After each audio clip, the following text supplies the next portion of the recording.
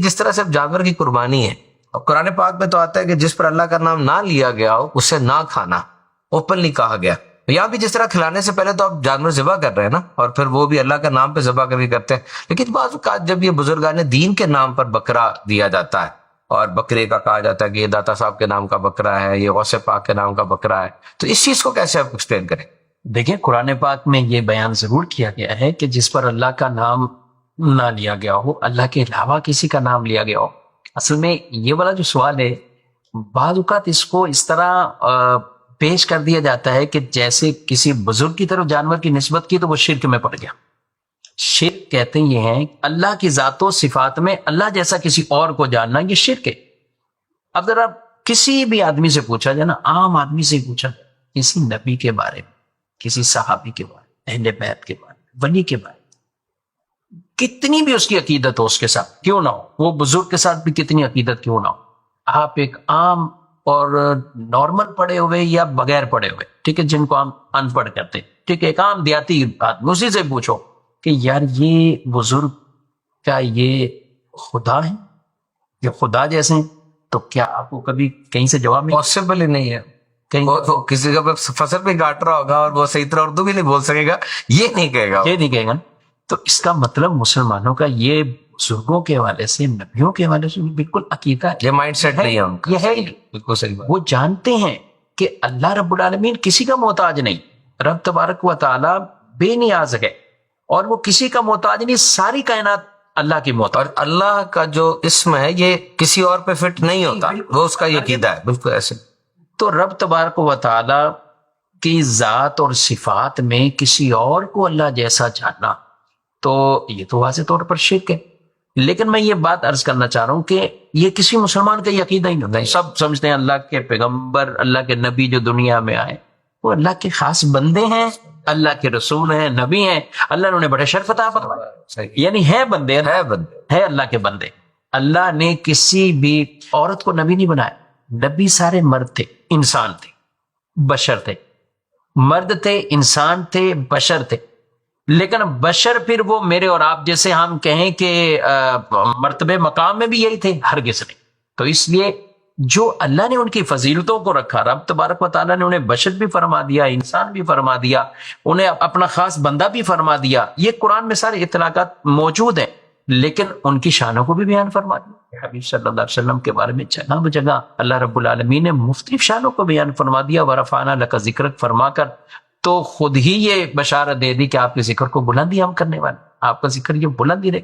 تو یہ شانیں بھی ماننی چاہیے. لیکن ایک انبیاء کے حوالے سے جو ہمارا عقیدہ اور تصور، انسان تھے، مرد تھے، کسی بھی عورت کو نبوت نہیں ملی. نبوت اللہ کا فضل اور اللہ کی خاص رحمت جس پر تھی، اللہ نے عطا فرمائی. یہ ایسی کوئی چیز نہیں تھی کہ جو عمل کے ذریعے ہو، یہ عطائی تھی، یہ رب تبارک و تعالیٰ نے عطا. تو یہ اللہ پاک کے جو انبیاء ہیں یا اللہ کے نیک بندے ہیں، تو کسی عام عوام میں سے کسی کا یہ عقیدہ نہیں ہوتا کہ یہ جی اللہ جیسے ماشاء اللہ، یا جو کام اللہ نہ چاہے یہ کر دیں گے، ایسا کسی کے منہ نہیں ہوتا. پہلی بات تو یہ. اب جو آپ نے سوال کیا، اس پہ قرآن کی آیت تو کہہ دی جاتی ہے کہ اللہ کا نام جس پر نہ لیا گیا ہو اسے نہ کھاؤ. اس کا مطلب کوئی بھی نہیں سمجھتا کہ اس کا مطلب کیا ہے. ایسے لوگ نہیں سمجھتے جو اس طرح کی گفتگو کر. مطلب اس کا یہ کہ جس جانور کو ذبح کرتے وقت اللہ کے علاوہ کسی اور کا نام لیا گیا ہو وہ نہ کھاؤ ذبح کرتے ہوئے.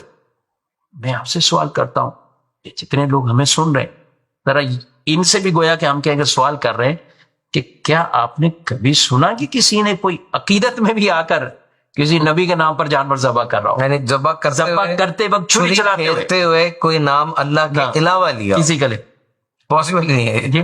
بلکہ یہ جو قربان کرنا ہے نا جانور، یہ شرک کا توڑ ہے. یہ جو قربانیاں بھی ہے نا، یہ شرک کا توڑ ہے. وہ کیسے؟ وہ اس طرح ہے، قربانیاں تو پہلے سے چلتی ہوئی آ رہی مختلف انداز. وَلِكُلِّ أُمَّةٍ جَعَلْنَا مَنْسَكًا. اللہ فرماتا ہے کہ ہم نے ہر امت کے لیے قربانی کو رکھا. لِيَذْكُرُوا اسْمَ اللَّهِ عَلَىٰ مَا رَزَقَهُم مِّن بَهِيمَةِ الْأَنْعَامِ. جو ہم نے رزق دیا ان کو جانوروں میں سے، اس پر اللہ کا نام لیں اور انہیں ذبح کریں. یہ قربانیاں یہ پہلے سے چلتی ہوئی آ رہی. حضرت آدم علیہ السلام کے بیٹوں نے قربانیاں دی، پھر آگے یہ سلسلہ ہے. ہم حضرت ابراہیم علیہ السلام کی اس ادا کو ادا کرتے ہیں. ہمارے پیارے نبی صلی اللہ علیہ وسلم نے فرمایا سنت ابیکم ابراہیم، تمہارے والد ابراہیم کی یہ سنت ہے، اور ہر بال پر اجر دیگر ثواب بیان فرما دی۔ پہلے جو مشرکین تھے وہ کچھ لوگ جانوروں کو ذبح کرتے تھے تو وہ اپنے ہی ان معبودوں کے نام پر، اللہ کے سوا جو انہوں نے معبود بنائے ہوئے تھے، بتوں کی کوئی پوجا کرتا ہے کچھ، جانوروں کو ان کے نام پہ ذبح کیا جاتا تھا۔ تو اس کا توڑ یہ ہے کہ جانور کو جو ذبح کرنا ہے یہ ایسا عمل ہے کہ اس میں کسی کی شرکت ہے ہی نہیں، یہ اللہ کے نام پہ خالص اللہ کے نام۔ علماء نے یہاں بھی یہ بھی لکھا ہے کہ درود بھی نہ پڑے اس ٹائم، خالص عمل صرف اللہ رب العالمین، اللہ کا نام ہے۔ اور ہم قربانی جو کرتے ہیں قرآن پاک میں کیا فرمایا؟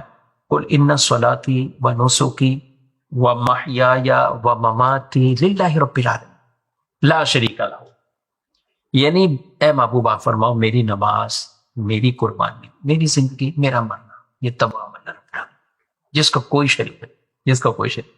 یہ قربانی کے بغیر ہم دعا بھی پڑھتے ہیں، یہ دعا بھی ہے کہ جب ذبح کرتے ہیں تو اس وقت دعا بھی پڑھنی چاہیے۔ تو یہ یعنی یہ پورا وہ شرک کا ایک طرح کا توڑ ہے، اور اس میں عقیدہ توحید کا درس ہے۔ جس طرح یہ جانور بغیر کسی شراکت میں، کسی اور کا نام نہیں، اللہ کے نام پر ذبح ہو رہا، تو یہ ایک مسلمانوں کے لیے توحید کا بھی اس میں درس بھی ہے۔ اب جو مختلف طرح کی ایسی نسبت کر دی جاتی ہے نا کہ یہ غوث پاک کا ہے، یہ فلاں کا ہے، یہ فلاں کا ہے، آپ ان سے بھی پوچھیں یا ان سے کسی بچے سے ہی پوچھیں گے جب آپ ذبح کریں گے کیا کہیں گے؟ غوث پاک کے نام پر؟ کبھی نہیں ہوگا۔ نیت یہ ہوتی ہے یہ جانور اللہ کے نام پر ذبح ہوگا، اس کا جو ثواب ہے وہ حضور غوث پاک کو مل جائے، اس کا ثواب حضور داتا صاحب کو مل جائے، اس کا ثواب حضور بابا فرید کو مل جائے، تو ان کی طرف نسبت کی جاتی ہے۔ قربانی کے لیے جب لائیں تو اس وقت مجھے بتائیں کون سا ایسا شخص ہے کیا بولتا ہے؟ جانور کھڑا کوئی بھی کوئی پوچھتا ہے، تقسیم ہو جاتا ہے، ارے ہاں یہ کس کا ہے؟ تو اس وقت بولو اللہ کے نام پہ ہے، اللہ کے نام کا ہے، یعنی کوئی بھی نہیں بولے گا۔ کوئی کہتا ہے میری والدہ کے نام پر ہے، میں یہی بولے گا یہ چچا کا ہے، یہ فلاں کا ہے، یہ فلاں کا ہے، ایسا ہی ہے۔ اچھا بچے کا عقیقہ کرنا ہوگا جانور لے کے آئیں گے، کیوں؟ وہ نسبت اپنے بچے کی طرف کریں گے۔ تو یہ جانور یہ جو زندہ کھڑا ہوا ہے اس کی نسبت کی جا رہی ہے، نہ کہ اس سے یہ مراد ہے کہ اس کو ذبح کرتے ہوئے یہ بہت بڑی علمی خیانت ہے۔ مطلقاً تمام جتنے بھی جانور ذبح ان کو اللہ پاک کے نام پر ہی ذبح کرنا، چاہے ہم شادی کے لیے جانور ذبح کر رہے ہوں یا کسی اور کے لیے، لیکن اس کو صرف ایک جانور کی کہیں نسبت کر دینا ولیمے کے لیے، عقیقے کے لیے، فلاں کی طرف سے، یہ طرف، اس کو مان اللہ مسلمانوں کو اسی بات پر شرک قرار دے دینا کتنی بڑی، شرک کوئی تھوڑی چیز، شرک کوئی کم گناہ نہیں، اور شرک کا ایسے خام کا کسی ایسے کو شرک کا کہہ دینا جو شرک میں مبتلا ہی نہیں۔ دیکھیں شرک ہم پھر بھی عرض کریں شرک بہت بڑا گناہ ہے، اتنا بڑا گناہ ہے کہ شرک یہ اللہ معاف نہیں کرے گا۔